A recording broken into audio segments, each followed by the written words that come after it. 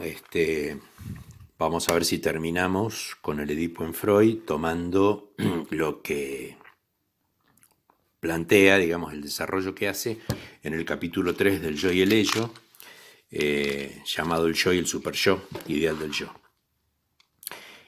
Antes, me parece que estaría bueno que hacer alguna aclaración. Yo les decía que, digamos, el Edipo ya está más desarrollado en segunda tópica, cuando ya Freud construyó la segunda tópica, sobre todo por la cuestión que Freud comenta, digamos, en el sepultamiento, cuando habla de la disposición. Bueno, una breve referencia a algo de la segunda tópica, aunque sea para enmarcar un poco el desarrollo que va a hacer Freud acá, lo que va a llamar el Edipo completo. La segunda tópica, como ustedes deben saber, se compone de 3 instancias, que son el ello, el yo y el superyo. Freud a esto lo llama la intelección estructural del aparato psíquico. Es decir, ¿por qué marco esto? Ya no son sistemas, inconsciente, preconsciente, conciencia, eran sistemas. Esto es estructural, dice Freud. Inconsciente, preconsciente y conciencia van a pasar a ser cada vez más cualidades, no ya, digamos, los sistemas, sino cualidades en esta intelección estructural que son el ello, el yo y el superyo. De manera que hay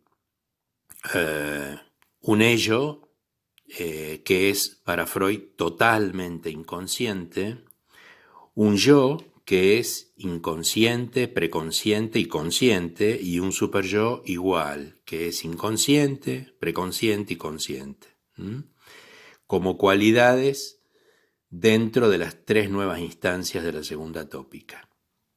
Ahora bien, ¿qué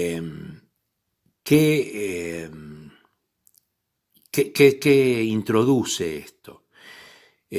Lo que introduce es que el ello, que está tomado, Freud lo toma de Grodek, un psiquiatra contemporáneo de Freud, que hablaba de que somos vividos por algo otro,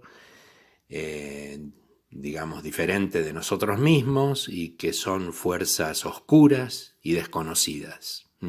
Freud toma este término, ello que hay en mí, o ello que habita en mí, o ello por lo que soy vivido, bueno, para plantear esta instancia en la que Freud ubica lo que él, digamos, considera lo filogenético. Lo filogenético, o la filogenia, alude a que, digamos, la filogenia es todo lo que preexiste al individuo, pero considerando en esto, digamos,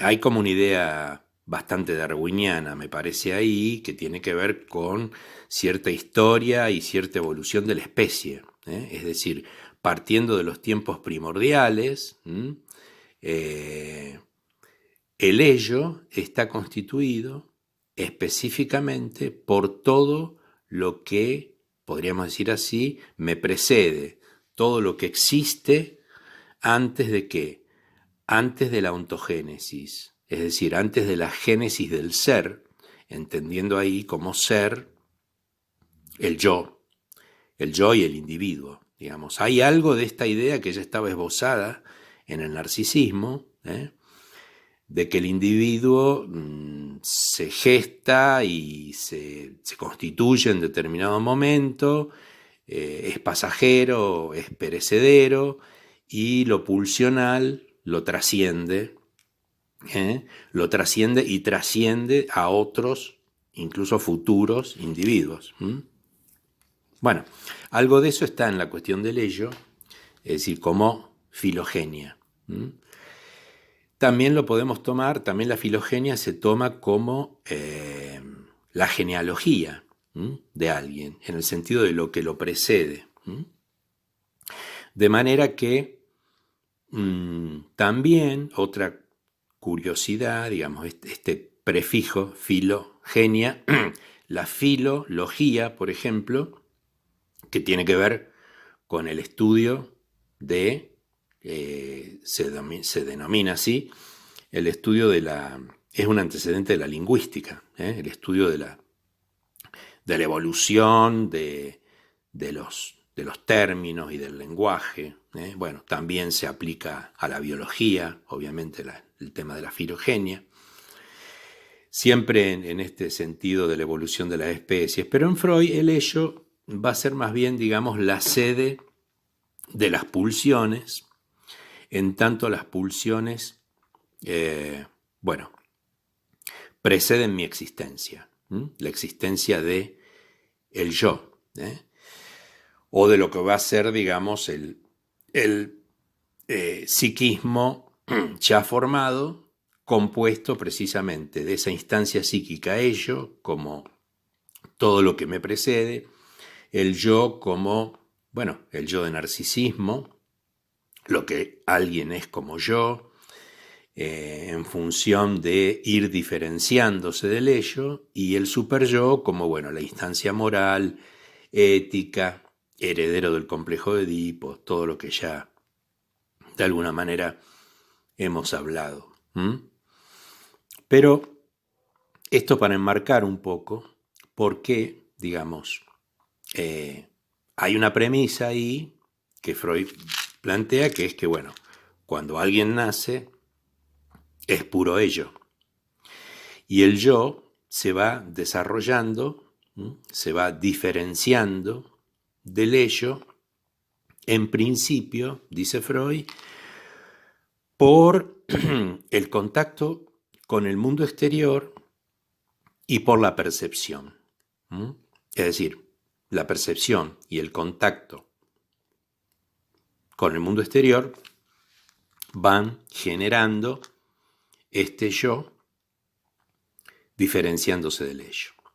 Ahora bien, hay una cuestión ahí que se introduce, que es lo siguiente. O sea, cuando ustedes lean este capítulo en el yo y el ello, van a ver que Freud hace, por ejemplo, una referencia a la melancolía, pero más que nada para recordar o referirse, digamos, a lo que él descubre en Duelo y Melancolía, del mecanismo melancólico en la identificación que tiene que ver con incorporar al objeto en el yo, o sea, el objeto perdido es incorporado en el yo, y de esa manera Freud explica incluso, bueno, toda la ferocidad moral del melancólico, de sobre sí mismo, de autodenigrarse, etc. En realidad lo que él dice es que está esa agresividad, en realidad, esa violencia es contra el objeto. Lo que pasa es que como el objeto ha ocupado el yo, lo hace sobre sí mismo, etc. Bueno, pero esa referencia ahí a la melancolía, en realidad, está más para marcar un tiempo de la identificación que es el que Freud va a usar, digamos, como modelo, si se quiere, teórico, respecto de lo que ubica como lo que sería lo más primario de la identificación. Porque en realidad él va a agregar acá un par de cuestiones que, bueno, nos aclaran algo respecto de la disposición. Lo primero que él va a decir es que si bien el yo, esto lo había planteado en el capítulo anterior del yo y el ello, perdón, si bien el yo se va diferenciando del ello por el contacto con el mundo exterior y por la percepción, ya hay, digamos, ya está funcionando un ideal del yo, Pero aquí el ideal del yo, Freud lo articula de otra manera. Es decir, ya no es el ideal del yo que vemos formarse en el niño a partir de, digamos, bueno, del narcisismo y del Edipo, sino que él plantea ya la existencia de un ideal del yo como antecedente absoluto, que lo llama el representante del padre de la prehistoria personal, del padre o de los padres de la prehistoria personal.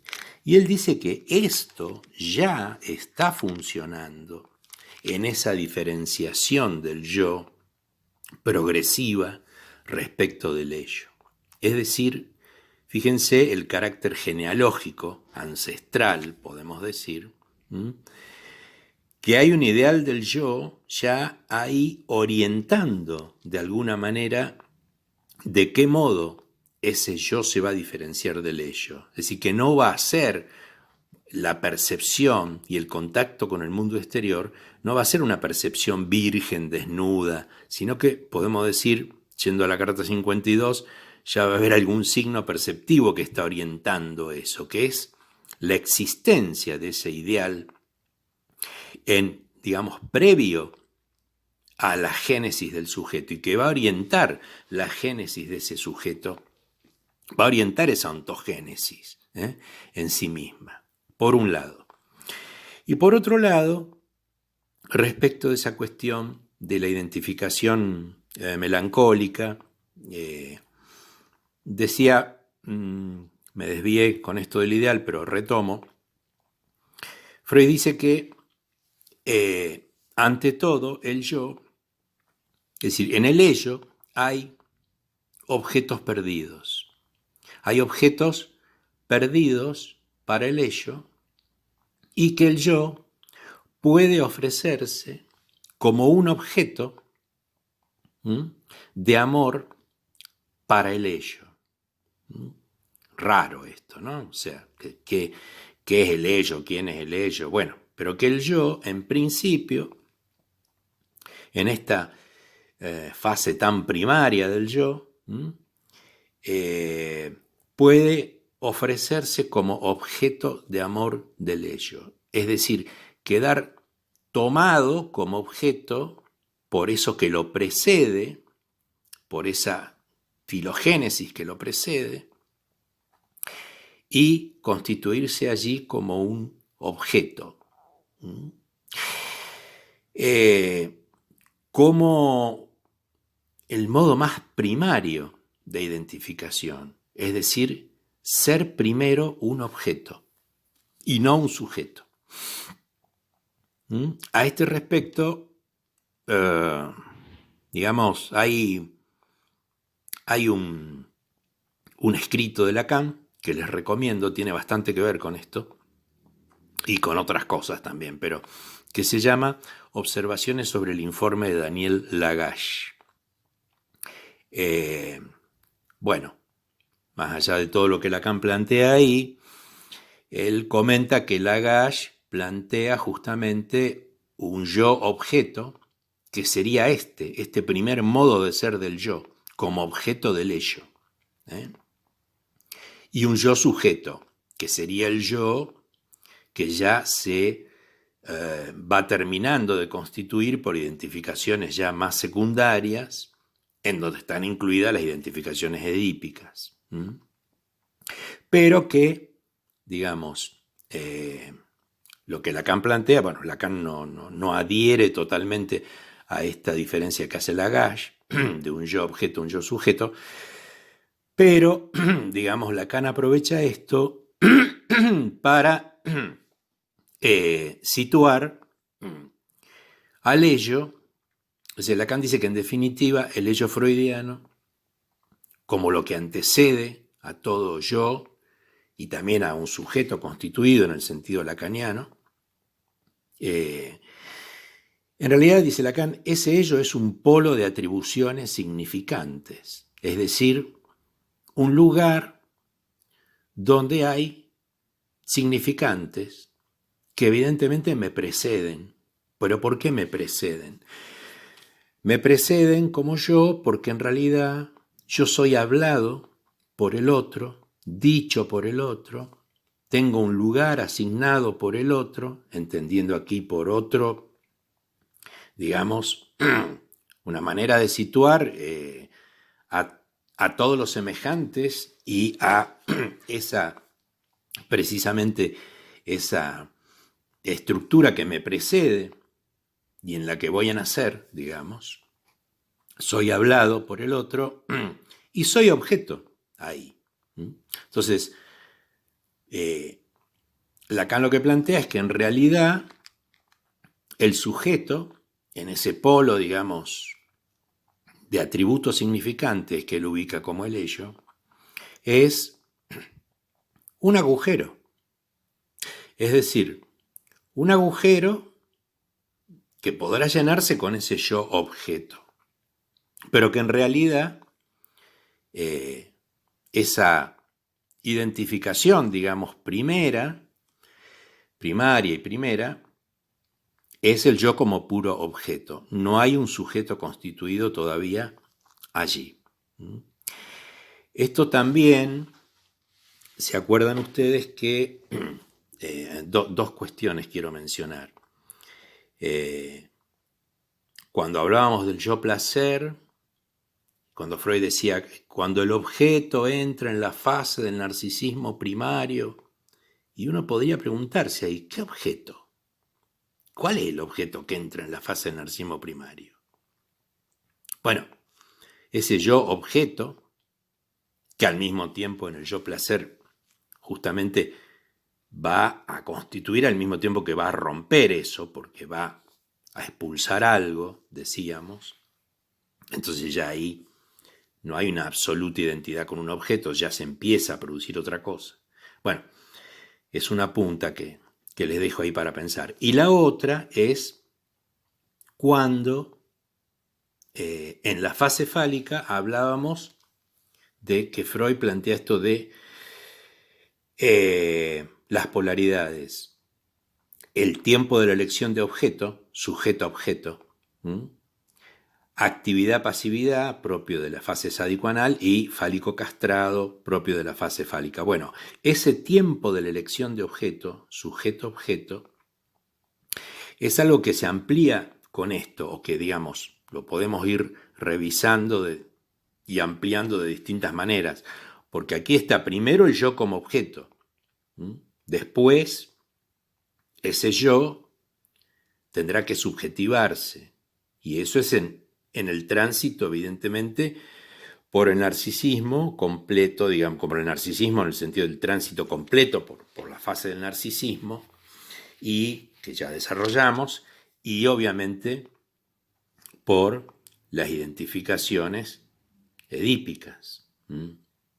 Entonces, ¿qué es lo que en este punto Freud insiste también con la forma oral de la identificación? Oral en el sentido, hay una referencia que le hace al caníbal, como aquel que, bueno, justamente incorpora el objeto, incorpora, se traga, se come al objeto como la forma más primitiva y más primaria de identificación.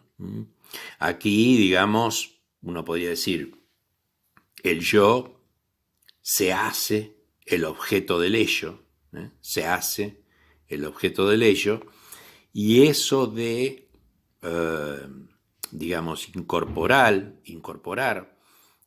por la vía oral al objeto, para ser el objeto, va a quedar casi como el modelo de toda identificación, incorporación. Lo que pasa es que en el caso de el yo como objeto del ello todavía indiferenciado, es algo masivo.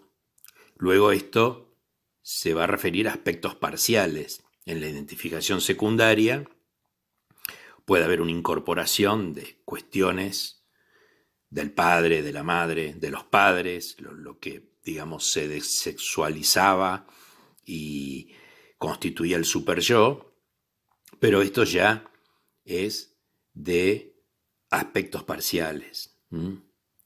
Bueno, pero lo novedoso en un punto es que en ese yo que se va diferenciando del ello, ya hay una primera orientación marcada por qué lugar tuvo esa identificación del yo como objeto del ello, cómo fue, y cómo esa identificación estuvo orientada por ese ideal en tanto el representante de los padres de la prehistoria personal.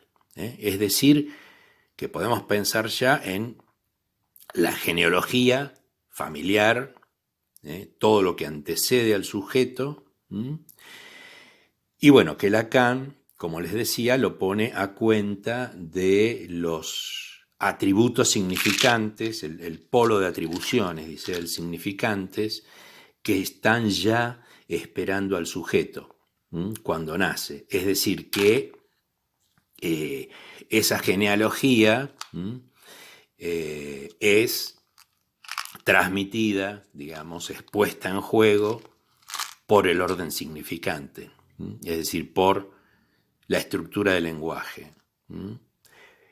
Cada vez más, para Lacan, cada vez más, la pulsión es homologable al significante, cada vez más. Bueno, eso, digamos, por eso el ello como sede de las pulsiones y de las vivencias arcaicas, dice Freud, etc., para Lacan es el polo de atribuciones significante. Bueno, ahora, a esto, en realidad, digamos, a esta previa orientación que ya tiene el yo por la cuestión filogenética y que se va a ir diferenciando a partir de ahí, Freud agrega dos cuestiones.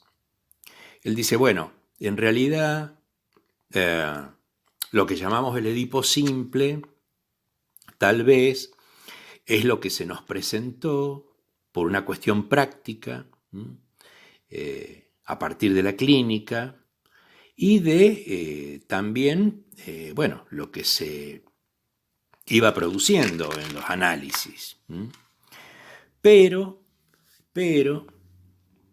hay dos elementos que nos llevan a situar, a que podemos pensar en lo que sería un Edipo completo. Esos dos elementos son la bisexualidad constitutiva del humano y el carácter triangular del complejo de Edipo.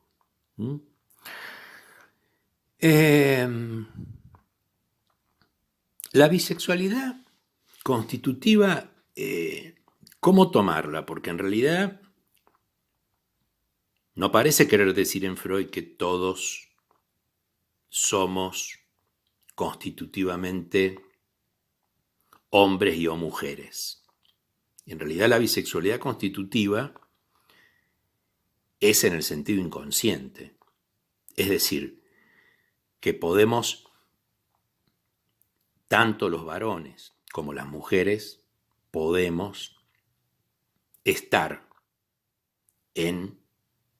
constitutivamente en una posición fálica, castrada, activa, pasiva, ser sujeto o ser objeto en la elección de objeto. Si bien Freud equiparaba que lo que deviene femenino es pasividad, objetalidad y castrada, y lo que deviene masculino es activo, fálico y sujeto. Bueno, acá la feminista el grito en el cielo, bien, está bien, bueno, pero en realidad, fíjense que al mismo tiempo está diciendo otra cosa Freud.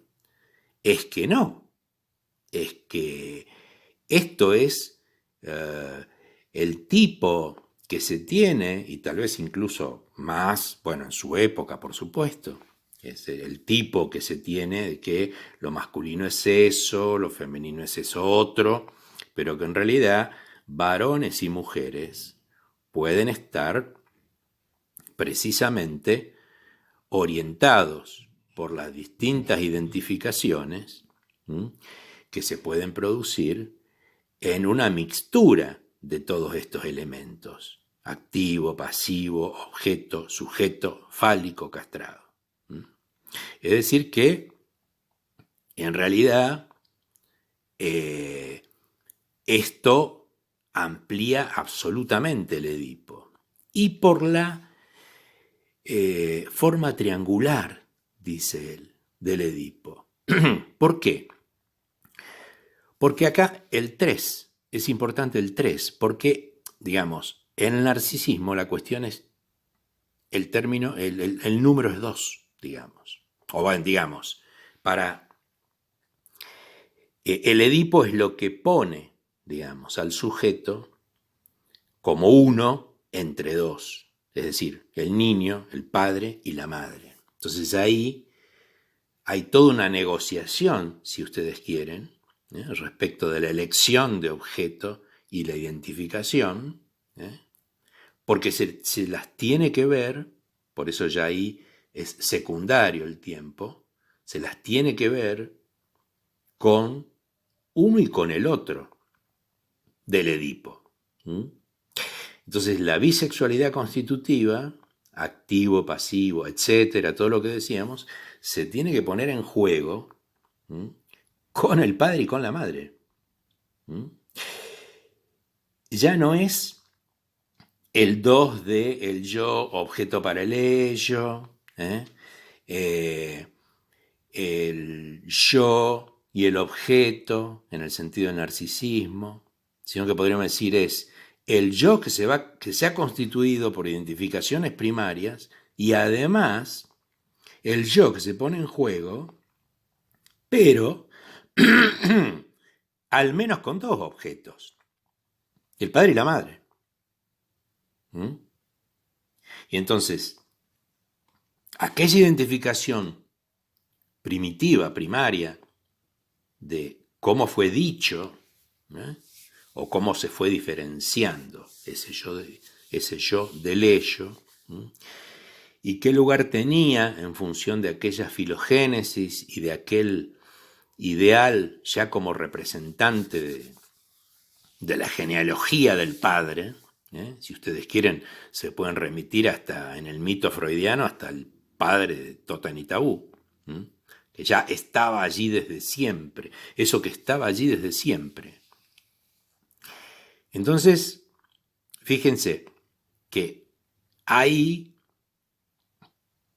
se va ampliando muchísimo toda la serie posible de identificaciones y de posiciones que, digamos, el sujeto sexuado, en definitiva, puede adquirir. Se independiza muchísimo más de la determinación del sexo anatómico. No es que no va a jugar el sexo anatómico, pero digamos, la posición sexual psíquica, la posición psicológica respecto del sexo, de su sexualidad, se amplía muchísimo con estas cuestiones que Freud aporta aquí. Bueno, finalmente él va a plantear, o sea, ya hemos hablado de la cuestión de la génesis del superyo cuando vimos en los otros audios sobre el Edipo.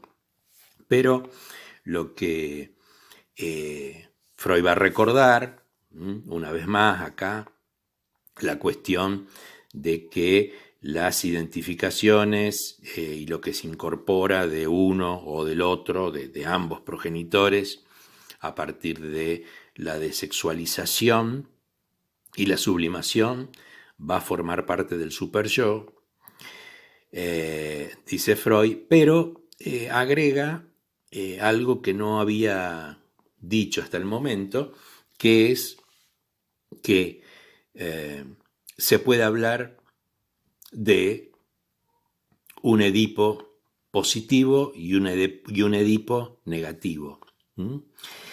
Y plantea que en el varón hay una identificación padre que, así la escribe, identificación guión padre y identificación guión madre.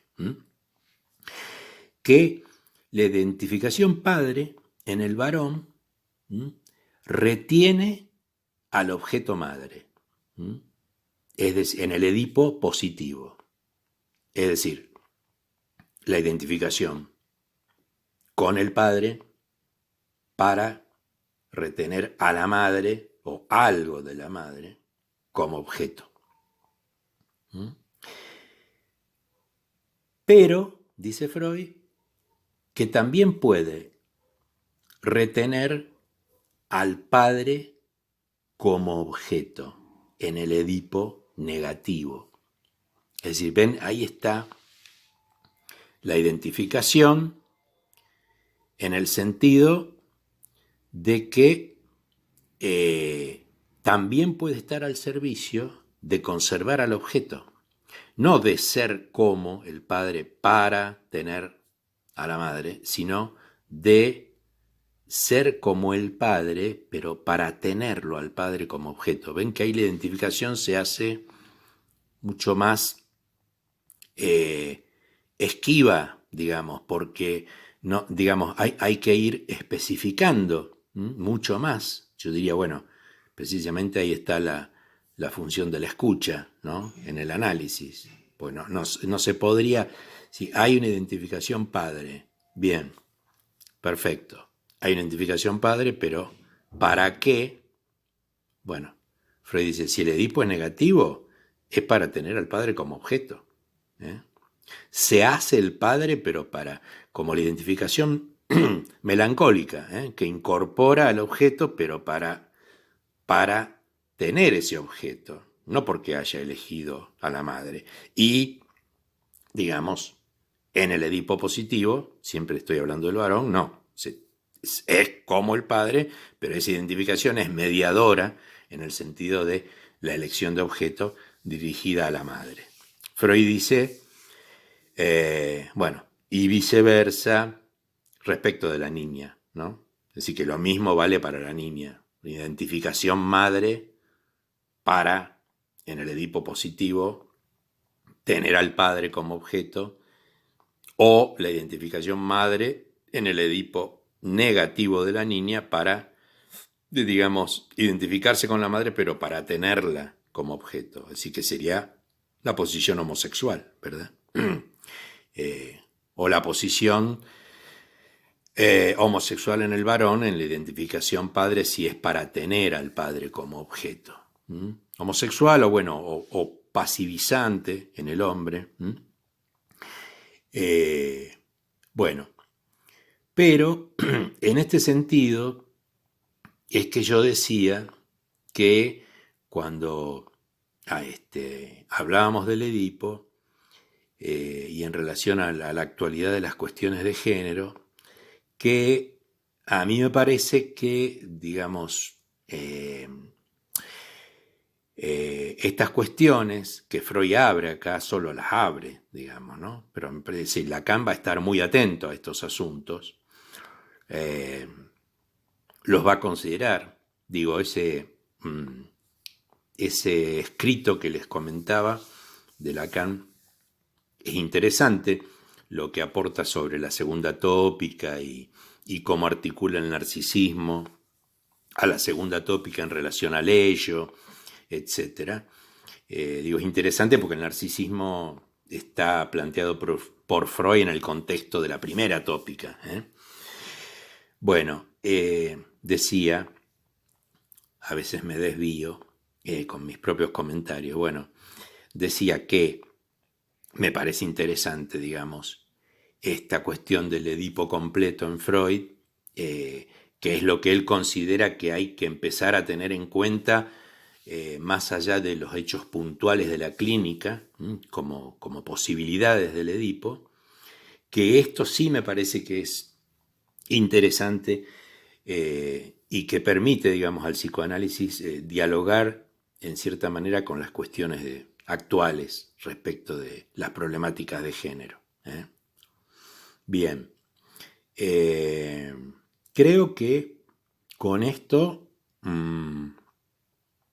hemos redondeado bastante bien el tema del Edipo en Freud y entonces vamos a seguir por el Edipo en Lacan.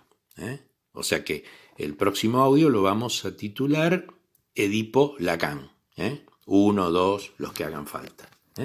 Bueno, entonces continuamos en ese momento. Claro AR. Conectar. Reproducir. Botón. Inhabilitado. Pausar.